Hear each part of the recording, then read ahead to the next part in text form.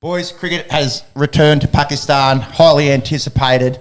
We're talking about it beforehand. I think Olympics probably have this covered in terms of being the most secure, in terms of military and police and security detail. They think there's 4,000 of them patrolling the stadium. But for the first time in 25 years, cricket has returned to Pakistan. It's a massive thing for the people of Pakistan. If we've got any Pakistani listeners, please get at us in the comments and let us know what this tour means for you. Obviously, cricket has returned, Test cricket, in the last few years to Pakistan, but to get Australia, not to toot our own horn, but pretty handy at this old game. So for the Aussies to be touring there, it must mean a fair bit. Again, Friday, shit day. Horrible news coming out of Peshawar that there was a bomb blast, killing 62 people. ISIS claiming responsibility, all the rest of it. We, think of all the people involved, but also, for us as cricket fans, we're just hoping for a safe tour. It is such a big moment for the country. We don't want any excuses to not go back again. Exactly, For them to get that taste of Test cricket and it go away from them. That's it. You'd hate to see it. Yeah, one step forward. You don't want to see two step back, sort of thing. Yeah, indeed. But let's have a look at the cricket itself. So, Monks, do you want to take the Australian team there, the Aussie 11? Yeah, sure. Have a stab at that. So, openers, we've got Usman Khawaja and David Warner. After them, we've got Marnus Labuschagne, Steve Smith, Travis Head, Cam Green, Alex Carey sitting there as a wicketkeeper, obviously.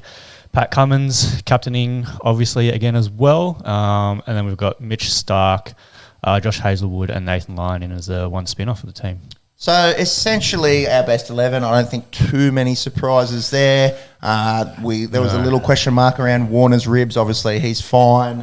Sat out that 2020 series against Sri Lanka to get on top of his injuries. Josh Hazlewood coming back into the side after missing the last few games of the Ashes. I suppose the only question mark is, could they have gone with two spinners? I think time will tell. Obviously, Nathan Lyon had to bowl a lot. We'll get into the exact numbers in just a second. Yeah, when we get in the game, we'll chat about that. And I'll talk about Pakistan.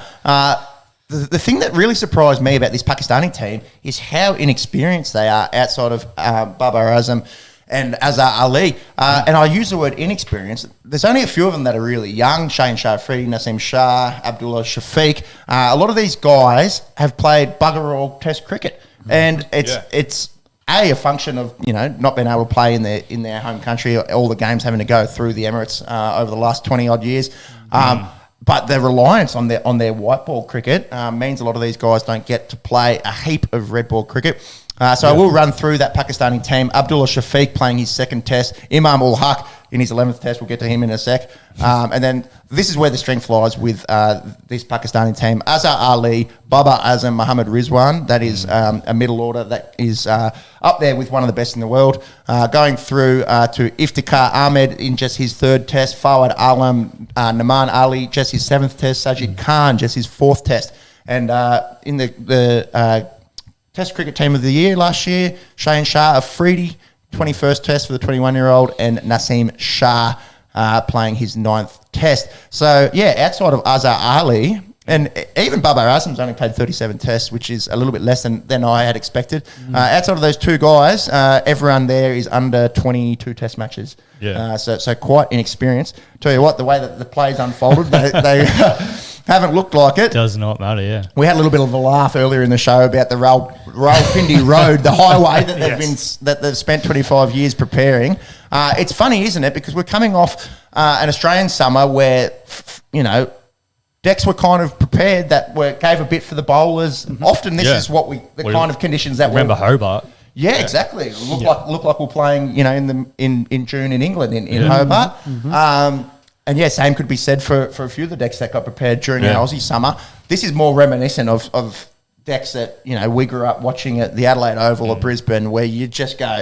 Well, you win the toss, you bat first. You've got to score 500. Simon Kadich said 500 was par. Yeah, well, it reminds me of your park cricket pitch, because it's down there, it's just concrete. So it's built to last, and that's what it looks like this one. It's an absolute road. It's like Test cricket is playing on a park cricket. The thing about the park cricket decks is everyone sucks. So it kind of levels itself out. Well, I guess that concrete eventually breaks down and has few cracks in it. A few cracks 20 years down the track. Exactly. But yeah, the Pakistan came out and did what they needed to do and put on a massive score. Yeah, so shout out to Imam ul Haq, his maiden test century in his 11th test. What a time to do it. Australia returning to Pakistan.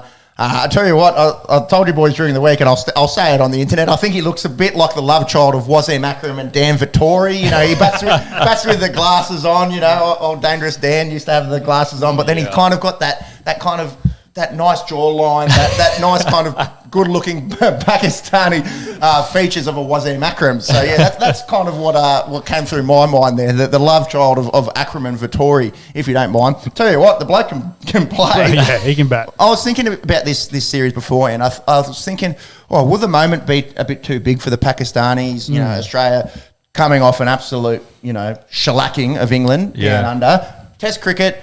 You can't get that in your head. When you go somewhere else, the home team always has to be your favourites, I think, going into it. And I think possibly I was looking at this side, how inexperienced they were. Yes, they do have that really good, strong middle order, established middle order. But I was kind of thinking, I think we roll these guys, and you can't underestimate your opposition. As we saw, Ul Haq getting his maiden test ton, and Azhar Ali, how good is this bloke? 185, barely looked like he was, he was struggling out there. There wasn't many plays and misses.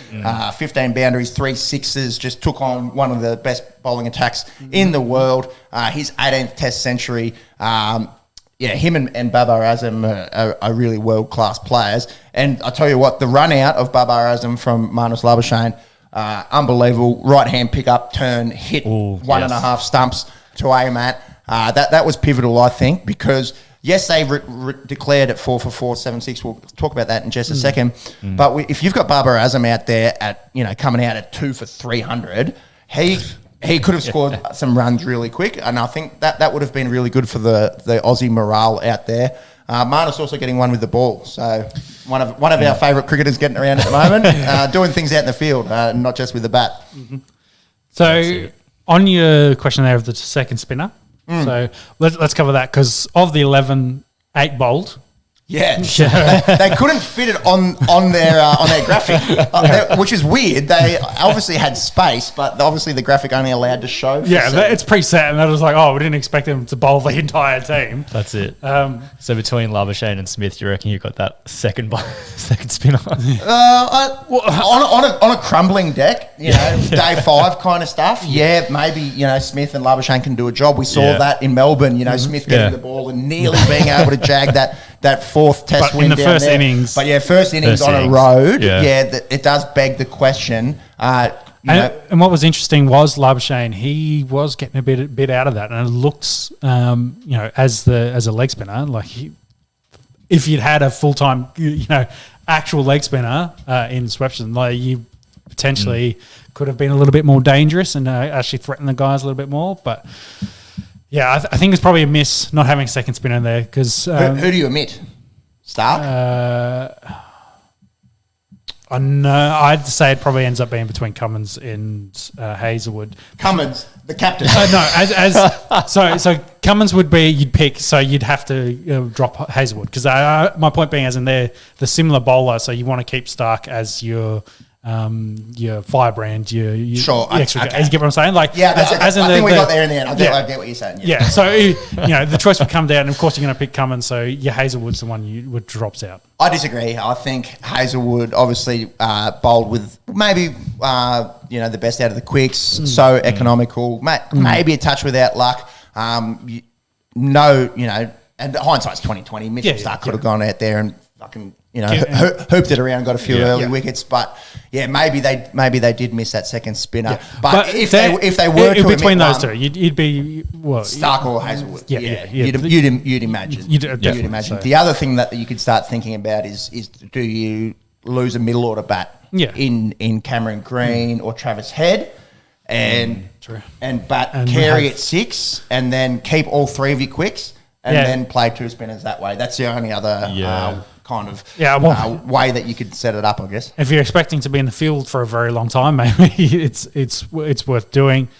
Yeah, maybe it also depended on the pitch. Like if it didn't have a lot of bounce in it, then potentially you'd leave out Stark as well, so that again, have a look at the conditions and what they thought it was going to do. Probably lead you one way or the other.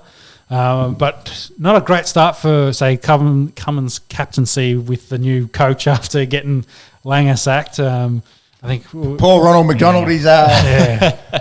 Also, we're 2 days into a test series. Let's not, start calling it a disaster or whatever. The Aussies still haven't bat, and they'll probably bat for the next 2 days. I think this test will probably end up being drawn. That's a really good question. Can you get up the odds, please, on win, draw, loss? I can imagine the draw is starting to firm a fair bit because I think there's a little bit of rain predicted coming into the final 2 days. Yeah, final 3 days. There's rain predicted tomorrow, I should say. I was just checking as well because they, after that, declare how much Australia batted last night, but they got an over before they called it due to light. Bad light, and that's something that we've got to consider as well. March, so we're only just out of the Northern Hemisphere winter. Rawalpindi in the north of Pakistan, quite cool conditions. Maybe they need to be starting this half an hour early. They lost 15 overs to bad light yesterday. I imagine today they'll be trying to make up for that, and it's probably a good thing for us as Australian fans. If you have to go in there and the light's pretty shit, and they keep playing, and you lose 1 or 2 or 3 at the top there, then that's a completely different story. So maybe we got saved a little bit by the bad light last night. Yeah, well, weatherman Ricken is telling us there is rain, so draw for sure. Draw for sure. Yeah. What about our friends at Sportsbet, our unofficial sponsors / dickheads that never respond to us at Sportsbet think. We're going back to unofficial sponsors. Draws and dickheads. True. Very true.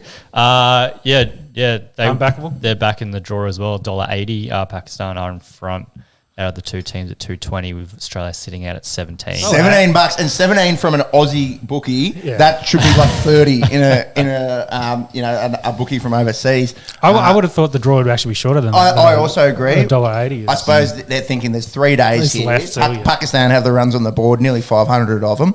The pressure is on us now to try and respond, and can't wait. It's such a good viewing time, isn't it? Because we watch games, that are in England, and it's just those extra few hours, and you're starting at 8 o'clock. So the first session here is okay, but then if you want to watch anything past that, it's getting late. You're absolutely buggered for work the next day. It's a premium time, isn't it? 4 o'clock. It's kind of like you. Round about knock-off time-ish, maybe you miss the first hour. Yep. And then it's, sorry, darling, what do you want to watch tonight? Well, I've got things to do. I've got 5 hours of cricket planned, actually. Yeah. I'll tell you what, I don't know if you guys are having any trouble with bloody KO, drop it in and out. Jeez, there's so much for a man to ask to be able to watch live sport from Rawalpindi, Pakistan on a Friday night. I tell you what. Yeah. Anyways, got to see most of it, first world problems, etc. That's it. Were we surprised at the declaral at 4 for 4, 7-6? I think the bad light must have played into the decision. Part of that, and was that only after? That was after day 2. Yeah. Yeah, end of day 2. Yeah, yesterday. The other thing is, they've batted for 2 days, so if you want to potentially go for a win, you need to get them in and hopefully get a few wickets in that last session to try and set it up, get them out quickly, put them back in. Because otherwise they could have probably kept batting for most of day 3. And I'm not saying should they have used up all their poles. I'm saying I thought maybe a little bit surprised, and again the light plays into this. They were only scoring at about 2.9 and over. Had they have gone all right, Rizwan, maybe Ahmed, Baba before he got run out. Let's get a move on. You guys have got a license. Let's try and get a quick another 50, 75 runs, declare it 550, and then I would have thought once the boys that turned up got out, just throw the bat around, see what you can get as quickly as you can, and then go from there. Anyways, we've got Test cricket in Pakistan. We're 2 days into a test. Australia's in trouble for the first time in over a year in a test match. There was a point in Hobart where I was a little bit worried. Yeah, a little bit. But it is interesting. I'm not super worried in this because I think the Australians should bat quite well on this deck. They should. If they don't, then we'd start to be concerned. Again, and we're calling it a road. We're calling it the Rawalpindi Road, trying to make jokes, yada, yada. Yeah. Australia's got a bat on this thing too. Yes. And Pakistan maybe picked a team more conducive to this. They've got spin options. Shaheen Shah Afridi, we've spoken highly of him and how good he is. So yeah, it's going to be some interesting viewing this evening, and can't wait. We've got a test match on our hands. Yes, the draw is probably firming. Yes, Australia unlikely to win this one, but I think it's good for the Pakistani cricket fans. I think it's good for cricket in general. Yep.